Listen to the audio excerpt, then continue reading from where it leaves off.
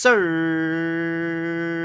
We are back with Fast Break Bets presented by Betting Pros. I'm your host. You know me, know the voice, know the guy. It's me, really real, villain real, Terrell Furman Jr. here at your service.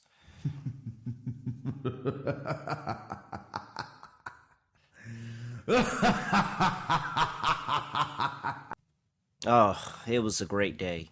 It was a great day to kick off the W for the pod. And it started off really, really good. It really did. We first play, Washington Mystics plus 4.5 in the first half, plus five, some people got. And it really was never in doubt. There was a point in the second quarter where Eric Tebow's team went down eight. He called a timeout and then they immediately went on a run. And I mean, immediately go on a run after that timeout. And they pull, and I think it was a 2 point, 3 point lead at that point. And they just kind of held off the lead for the end of the half and end up getting the win outright. That was plus 225 if you played that on the money line in the first half. The Washington Mystics do this. This is what Eric Tebow teams do. They go out here and they absolutely dominate early in the game. Sometimes fall off, but they were competitive and they ended up getting a loss here, but that doesn't matter for us. We had to watch the Mystics first half. That play cashes. Then we have Angel Reese over 12 and a half rebounds. She had 15. She had 15 for the game. I mean, she's clearly, it's clearly she's the best rebounder in the league. And that's just a play that we're probably going to be on a lot over the course of this podcast, especially against the Phoenix Mercury. We're going to talk about the Phoenix Mercury a little bit later on in this show. And then, I mean, as time of recording that I'm recording this, because I'm kind of tired tonight. So I was like, let me go ahead and record this and get this show out. The Los Angeles Sparks are down 82 to 43 in the third. I'm going to just go ahead and go out on a limb and say that they are not going to cover the 11 and a half. They're really looking like the 2021 Indiana Fever out there tonight. 43 points in three quarters is actually insane. That's just actually insane. And you know what? Liberty, that's their second win ATS as a double digit favorite. I tip my cap. I don't have a cap. I need to get a cap. Mayor, I know you're listening. Team, I know you're listening. Need a hat. I need to get a cap for the show so I can tip my cap to the Liberty because, hey, 2-11 now they are as double digit favorites. I promise you, if I get that line again, I'm going to fade them again. So we go 2-1 on the first day of the pod. I have three play. I already gave you one play yesterday. I have three more plays. Is that one, two, three? Yeah, I got three more plays in WNBA for you.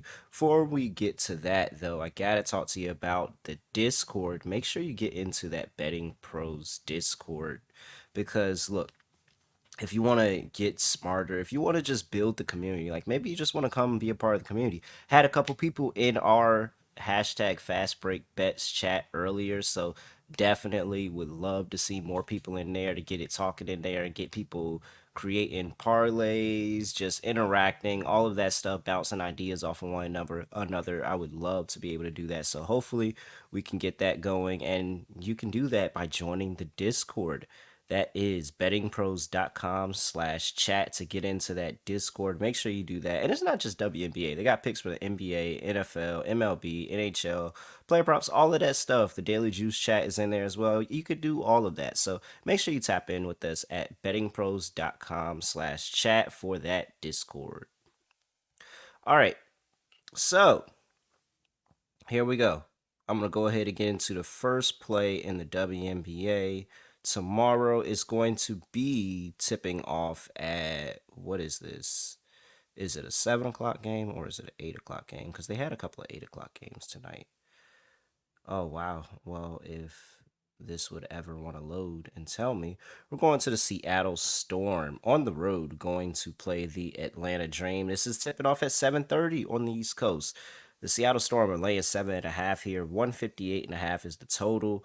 I am going to target the first half in this game. We're going to go first half, and we're going to take the Seattle Storm, laying 4 in the first half. I'm seeing that at about minus 105 odds right now, but shop your lines. This may be different the time you're getting this podcast. Make sure you go find the best line for yourself. But I'm back in the Seattle Storm in the first half, and this is a couple of things. One, I'm fading this Atlanta Dream team in the first half. We look at their first half trend over the course of the season, and they are, I'm sorry, not 15, 5-18-1. 5-18-1 in the first half. As a home dog, they are 0-7 in the first half. At home, just period, they are 1-10 in the first half. Whereas you have this Seattle Storm team that's coming into this game 19-6 in the first half this season. 5-2 as a road favorite in the first half. And then also coming off of extended rest, they are 5-0 in the first half this season. So I really, really like this play because I just don't know what to expect from this Atlanta Dream team. And Tanisha Wright still coaching this team. It seems like there's been some turmoil going around. You know, the fans have been calling for Tanisha Wright's job. Ryan Howard has been underutilized in the first half of the season. Even when she was playing, it kind of felt like she was underutilized. And it just doesn't feel like Tanisha Wright has ever got this team going. So, hey, maybe the break does do something really, really good for him. But I got to see it to believe it. And whereas I'm looking at this Storm team, who was a top 5 team in offense and defense in the WNBA, you have Jewel Lloyd, a Olympic gold medalist who didn't get much playing time towards the back end of those Olympics. I think she's actually a little bit fresher than people want to give her credit for. So I think she can go in here and have a really good game. Nneka Ogwumike and Skylar Diggins Smith had that time off. Skylar Diggins Smith was actually rolled her ankle prior to the All-Star break, All-Star slash Olympic break. So the fact that she's now had that break to kind of get healthy on that ankle, she's gonna look really, really good. And so Ezzy is coming off of a bronze, I believe that's what Australia won. Yeah, Australia won bronze. So she's coming off a bronze medal in those Olympics. She plays really, really good. And this Seattle team invites you inside the paint just to be able to play really, really good defense inside the paint. So I think that this is going to be one of those things where the Dream are going to struggle to score out the gate, and I think Seattle's going to do what they normally do, which is play really good defense, unleash offense, and really start to pull away in this game. I think the 7.5 for the full game is live, but I'm going to go with the first half here. We had very good play with the first half and the Mystics, who are a good first half team. This is another good first half team in the Seattle Storm. So we're going with the Seattle Storm -4 in the first half. All right, play number 2. We're going to go to a lot of people's favorite, and it's the Indiana Fever going up against the Phoenix Mercury, who are playing in a back to back. What kind of scheduling spot is that? I mean, they're playing in a back to back right after the Olympic break. So they're going on the road from Chicago to Indiana. I think it's a bus ride. I don't know if they're actually taking the bus or if they're chartering and just going to fly, but it is actually a bus ride that normally Chicago and Indiana will take a bus ride to each other. So uh, here's the thing about back to backs in the WNBA. Overs typically do well in back to backs. I'm not necessarily looking at the over here, but I do think this is an over game. And Indiana team total over would actually interest me. I think that just with how fast and the pace that they play with, the fact that they're well rested, and this Mercury team is coming off of a back to back where they kind of got some confidence in them against the Chicago Sky, who ultimately did not show up in this game tonight at all. And so I want to go to a specific player, and I want to talk about Aliyah Boston because, and you can look here and follow along with me on Outlier as I look at this. If you go to youtube.com/bettingpros, make sure you check us out, youtube.com/bettingpros, so you can follow along. But Aliyah Boston has been really, really good. Like when Christy Sides has unleashed Aliyah Boston, she's shown that she's kind of built herself up offensively, where she's one of the best post players in the league. And she's starting to get to the point where I think she might be unguardable. So Aliyah Boston, her points prop is at 16 and a half. She's been over this in 7 of her last 10 games. I mean, just look at these numbers: 28, 17, 21, 6, 18, 18, 17, 11, 18, 10. Like those are really, really good. But I also want to go look at her rebounding numbers because her rebound line is at 8.5. And look at the rebounding numbers that she's had. And she's had 8, 16, 13, 6, 8, 11, 8, 14, 7, 10. Like she's been really, really good hovering around that line. And just think about what happened and what we saw in that game tonight with Angel Reese. Angel Reese finished that game with 11 points and 15 rebounds. 15. We took the over 12 and a half and we got 15. And it's because this Phoenix team is not a good rebounding team. Brittany Griner is not a good rebounder. This team doesn't do well. Like I said yesterday, they give up the 11th most. Oh, excuse me. I can't talk. The 11th most. Oh, wow. Can I say it, please? Thank you. Thank you. All right. The 11th most. I don't know why it took me so long to say that, but the 11th most rebounds per game to opposing teams. You look at what they do to the forward position, they give up the ninth most rebounds. Like they really, really struggle. And Aliyah Boston, who kind of plays as that forward center for this team, that's a really good spot for her. You look at her, look at this nugget that they have right here. And Aliyah Boston has exceeded 8.5 rebounds in 7 of her last 8 games versus bottom 5 defenses for rebounding allowed. 12.1 rebounds per game average. I think that 10 rebounds is completely in the realm of possibility for her. So I want to mix those two plays. And what we're going to do is we're going to take the double double. Aliyah Boston's double double is at plus 110 odds. I don't think it should be plus money. I think it should be a little bit of a minus price, maybe minus 110, minus 105.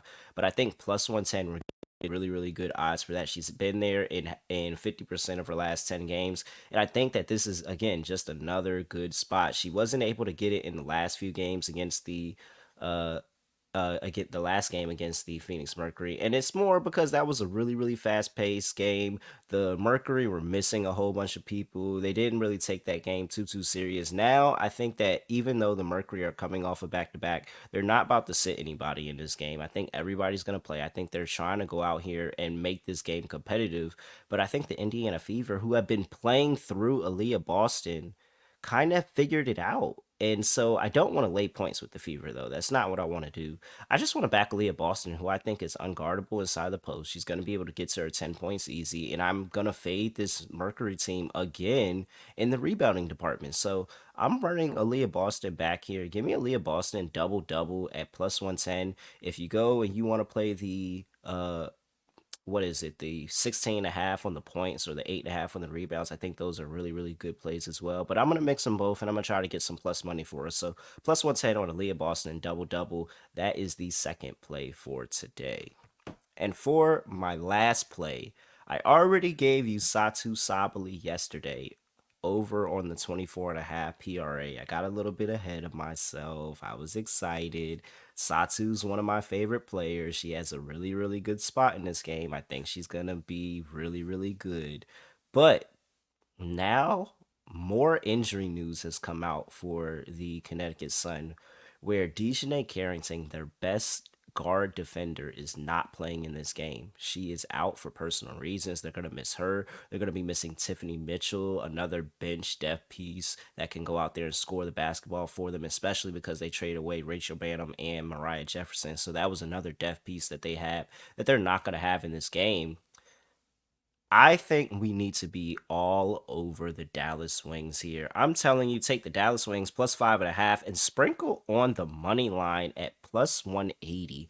I think the Dallas Wings are going to be actually that money line. You can find close to 2 to 1. Like I see a plus 195 out there actually. So make sure you shop around for that money line on that Dallas Wings team. But here's the point: the Dallas Wings, you look at their record, they're a 6-win team going up against what is the Suns, an 18-win team. And you're like, oh, what are you doing? This line's short. You shouldn't be betting it. No, no, no. That's not how the W works. Because the Wings were injured, like so completely injured in the first half of the season. They were missing Satsu, who was an all-star player. They were missing Maddie Segaris, who they drafted with some high draft capital. And she was really, really good through the injuries in the first part of the season. And then she ended up fracturing her finger and missing time. Jalen Brown is a rookie that they drafted who can score, and she played really really good in the preseason and just was never able to get going because of the injuries. And so now they don't have Maddie Seegers, but they get Satu back. Satu, Arike, and Natasha Howard is that same triple trifecta that was running this team and pulled this team into 20 plus wins last season.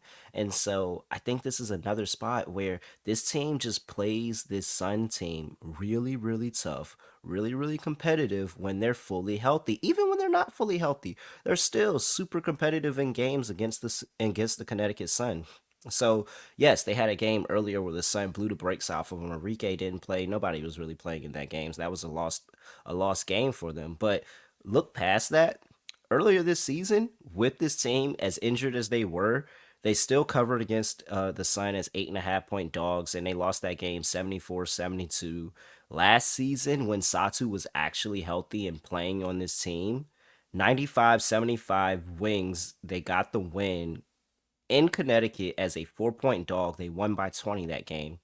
You go and look a couple of days before that, and then they got the win in Dallas, 91-81, and they were a 2.5 point favorite in Dallas. So they've had really, really good history playing this team, and now no Dejanay Carrington, who was the best on ball guard defender for this Sun team. And I think that's going to open things up for Arike. I think Arike can have a good game. I think Satu already has a matchup nightmare. And like I told you yesterday, she has good games against this team.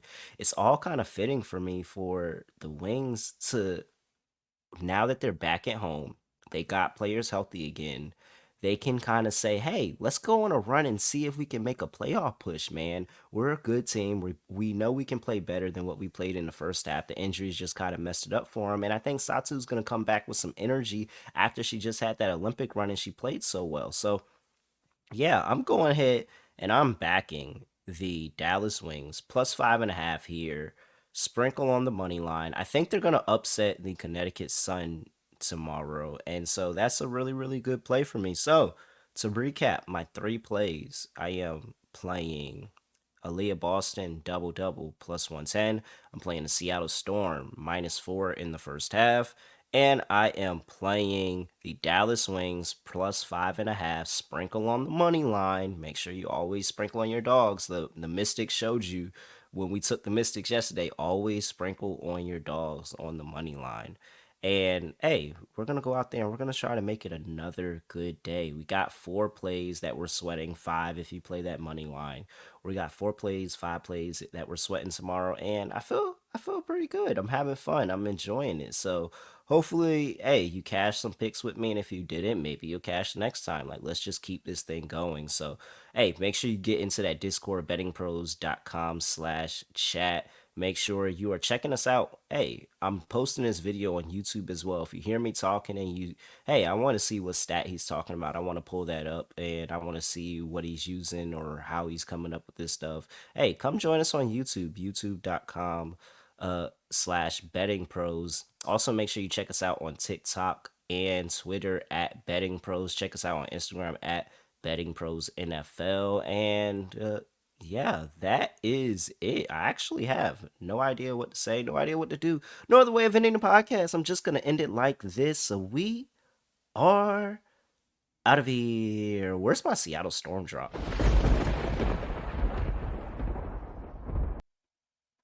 All right, guys. Good night.